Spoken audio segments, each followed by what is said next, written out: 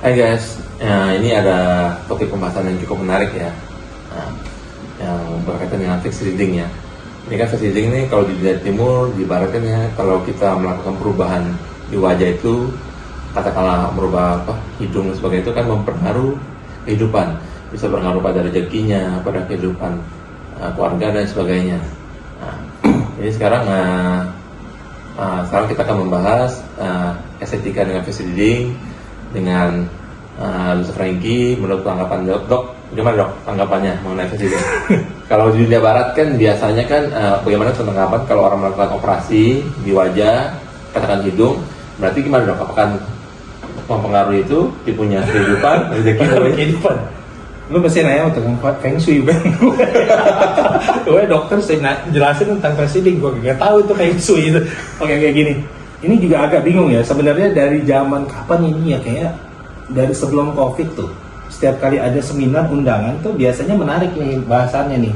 Biasa gue kalau dapet undangan gue baca tuh kan di Singapura di mana gitu, terus ada topik tuh aesthetic with face reading itu ada tuh.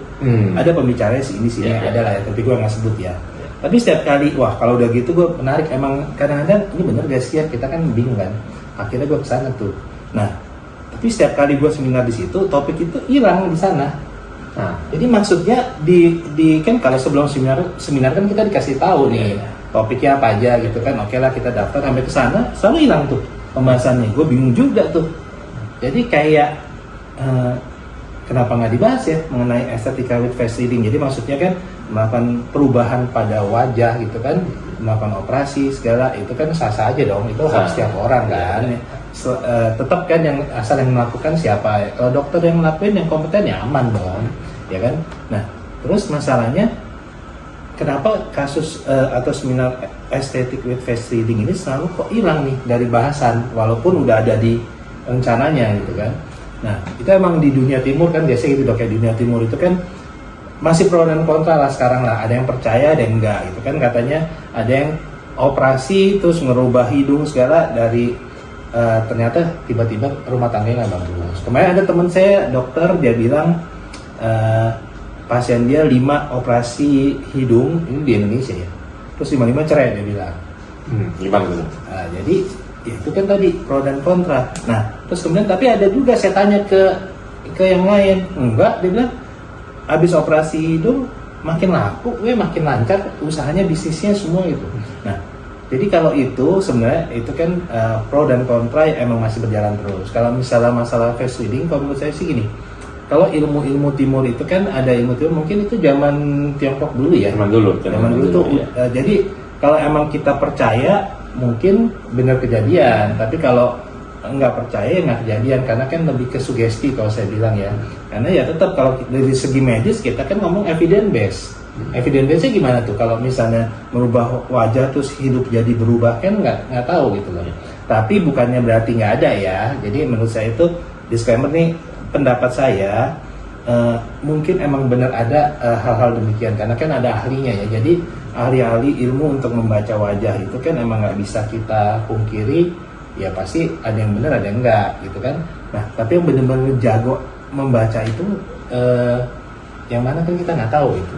Nah jadi gini, yang penting kalau mau operasi boleh nggak boleh, itu setiap orang punya hak untuk dirinya sendiri atau terhadap badannya sendiri, tubuhnya sendiri ya kan. Yang penting yang melakukan itu tadi emang dokter yang berkompeten di bidangnya, kemudian hak si pasien untuk tahu semua hal tentang operasinya. Jadi operasinya itu apa saja prosedurnya, apa saja yang digunakan tadi, terus habis itu efeknya bagaimana, budgetnya bagaimana, maintenance-nya, efek samping segala. Nah setelah itu kan baru tanda tangan informed consent. Kan dari informed consent itu berarti kan udah jelas semuanya ya, clear. Nah terus habis itu yang suka salah yang mesti diingetin ini, jadi bukan semua operasi tiba-tiba ada masalah dibilang malpraktek. Jadi beda komplikasi resiko medis sama malpraktek nih masalahnya. Nah kalau emang sesuai dengan SOP semua udah dijelasin, ternyata ada resiko medis, itu komplikasi. Kalau malpraktek itu kan kalau emang dokter yang nggak berkompeten atau orang yang nggak berkompeten di bidangnya, nggak punya wewenang, kemudian SOP-nya nggak sesuai, apa yang mesti dilakuin itu tidak dilakukan, apa yang tidak dilakukan harusnya nggak boleh dilakukan, itu kan baru namanya malpraktek biasanya, ya kan dok, di medis kan begitu kan. Nah kalau operasi menurut saya semua sah-sah aja sesuai masing-masing pilihan.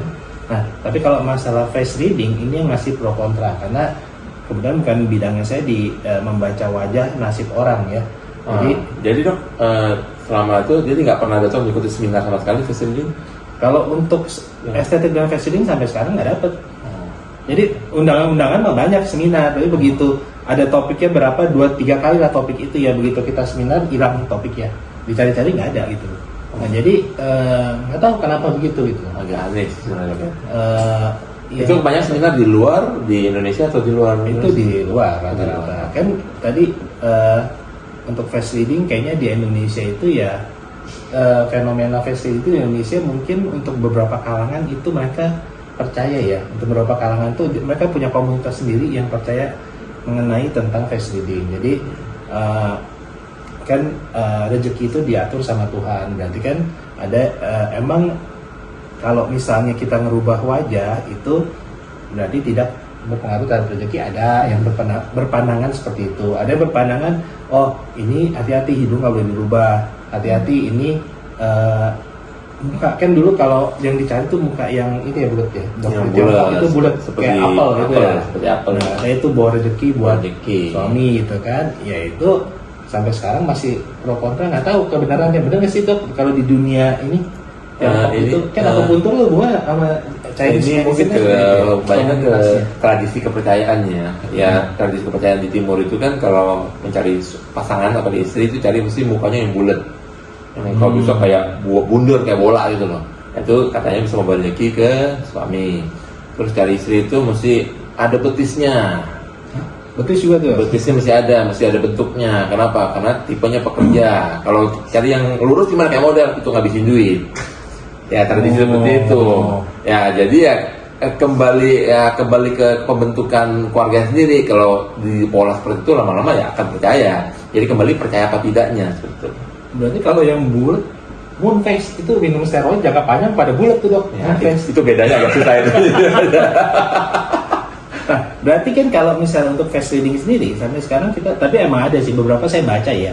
Baca itu ada kayak misalnya bagian dahi itu umur kita sampai 30 tahun. Ya, itu, ya. Terus ke bagian hidung itu sampai kalau saya 50 atau 60 tahun. Habis itu masa tua di bawahnya gitu kan.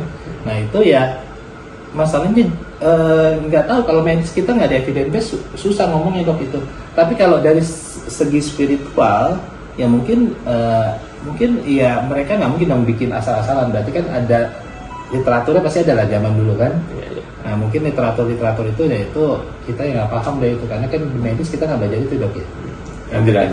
Yang penting sih sehat ya. Yang penting kita lihatnya kalau sehat otomatis kalau saya sih ya, pendapat saya yang penting sehat, natural, kemudian mau operasi boleh asal sesuai tadi yang seperti saya jelaskan. Terus kemudian yang penting sekarang trennya itu lebih ke health span, nggak cuma lifespan doang. Jadi nggak cuma lifespan itu kita hidup misalnya umur sampai 90 tahun, 100 tahun, tapi dalamnya nggak diperhatikan. Jadi maksudnya cuman luarnya doang dirawat, ternyata dalamnya enggak. Jadi misalnya hidup 60 tahun tapi 90 tahun tapi 60 tahun udah kanker misalnya, jadi mesti ngobati kankernya. Jadi sekarang di luar tuh lebih ke health span yang baru. Jadi maksudnya dalamnya bagus, luarnya juga bagus gitu kan. Jadi nggak cuma ngerawat dari luar, tapi yang paling penting malah dalamnya sekarang. Dan itu kalau misalnya menurut saya mungkin gini, kesimpulannya kalau face reading itu menurut saya, jadi kalau kita satu kan ada yang namanya inner beauty ya, dalamnya juga. Jadi kalau pembawaan kita itu happy, percaya diri, kemudian kita nyaman dengan diri kita sendiri, walaupun kita mau dioperasi nggak dioperasi, kan setiap orang itu kan menurut saya udah punya kelebihan masing-masing, unik diciptakan ini kan. Jadi udah cantik dari sananya, tampan dari sananya, cuman punya kelebihan kurang masing-masing. Setiap orang ini unik gitu loh. Dan menurut saya cantik tampan itu relatif ya. Ya kan nggak bisa dong kita ngejudge si A. Tapi buktinya banyak orang yang suka juga. Ada orang yang sukanya tipenya slim, ada yang suka orang yang agak berisi, ada orang yang sukanya agak chubby misalnya. Tapi ini maksudnya dilihat dari setiap pendapat orang-orang ya.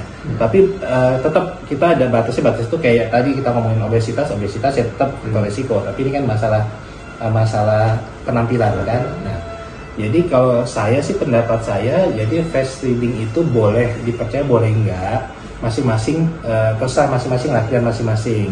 Cuman yang pasti yang paling penting kalau mau operasi boleh aja, tapi tadi syaratnya ada.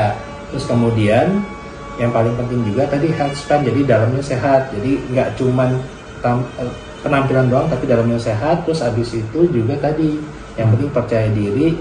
Terus habis itu nyaman dengan dirinya, terus happy, bahagia, otomatis dia kan vibes-nya akan positif tuh. Otomatis orang akan tertarik. Nah, kalau di adat istiadat atau di adat Tiongkok itu kan bukannya kalau kita happy, terus kitanya nggak ribut-ribut, seneng, atau otomatis rezeki kan masuk kan? Nah, kalau ribut terus kan rezeki keluar kan. Jadi sebenarnya lebih ke arah situ sih. Gitu.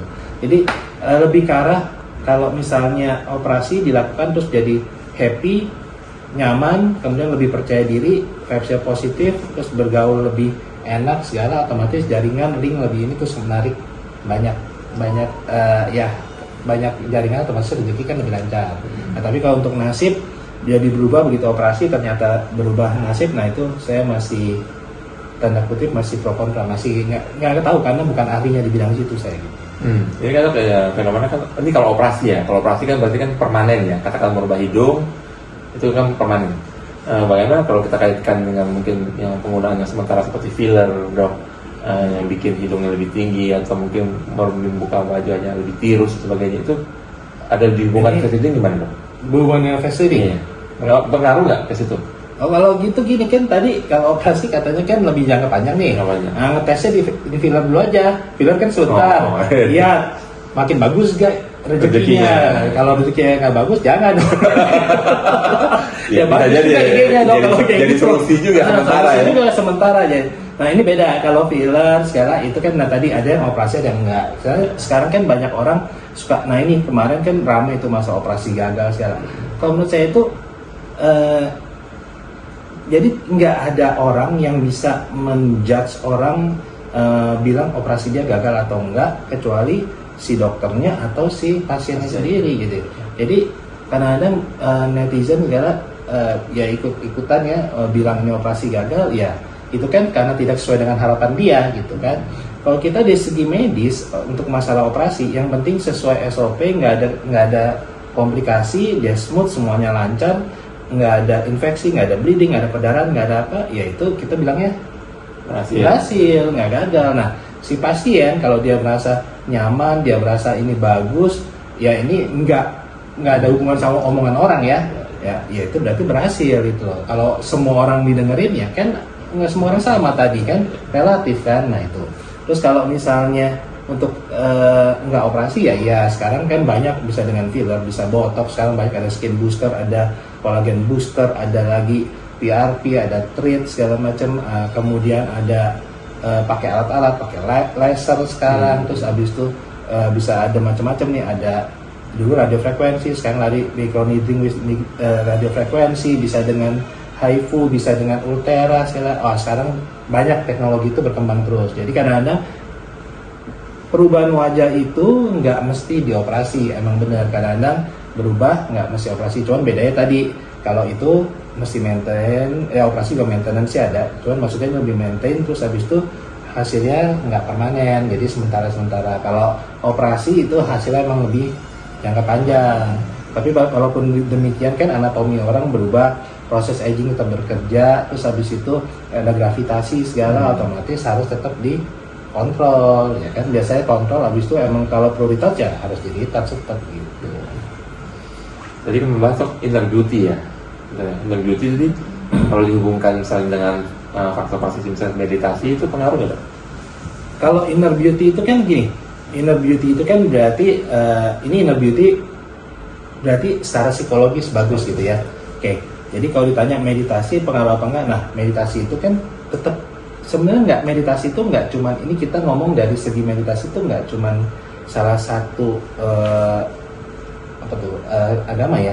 Kan biasanya identiknya meditasi itu dengan agama tertentu, tapi ini kan semua kita berdoa itu Ya, meditasi menurut saya ya. itu ya. Berdoa itu meditasi, berdoa agama apapun itu meditasi. Meditasi, ya. Nah, meditasi itu kan tadi bikin satu kita otomatis lebih rileks ya kan, lebih rileks, kemudian lebih santai, kemudian masalah-masalah akan lebih tenang walaupun belum terselesaikan tapi kan lebih tenang ya kan.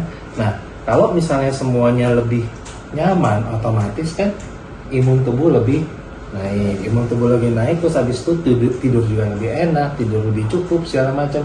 Akhirnya otomatis kalau tidur cukup, stresnya diatur, kemudian lebih happy hidupnya, otomatis kulitnya akan lebih kelihatan bagus. Itu secara nggak langsung juga orang lihat akan beda sama orang yang nggak tidur, orang stres terus sama orang yang happy tidurnya cukup segala, udah kelihatan mukanya pasti beda, dari matanya pun ketahuan. Jadi tetap ada pengaruhnya tuh. Oke, berarti kesimpulannya untuk aesthetic with face reading itu sampai sekarang belum ada evidence base-nya. Tapi kalau misalnya kalau bilang evidence base ya kan beda dong. Evidence base kan itu emang ilmiah. Kalau ini kan face reading gimana bisa kita penelitiannya gimana face reading gitu kan, berapa orang yang kita teliti semua dengan perubahan struktur wajah kemudian nasibnya jadi berubah, ya susah kan, nggak bisa, jurnalnya juga nggak ada kan dok ya sampai sekarang jurnalnya. Oke, berarti itu masih pro dan kontra, tapi untuk operasi itu boleh-boleh aja karena itu pilihan masing-masing satu pasien atau individu itu bebas milih asal tadi syaratnya sesuai ya tadi. Terus kemudian jangan lupa, jadi nggak cuma dari luar tapi juga dari dalam. Jadi healthy inside, beauty outside gitu kan. Terus habis itu jangan lupa kadang-kadang cantik tampan itu kan relatif ya. Nah jadi semua orang itu punya kelebihan dan keunikan masing-masing. Jadi ya harus tetap percaya diri. Terus habis itu ya yang penting sehat, menurut saya sih lebih ke arah sekarang boleh cantik boleh, tampan boleh, tapi yang penting kesehatan yang utama.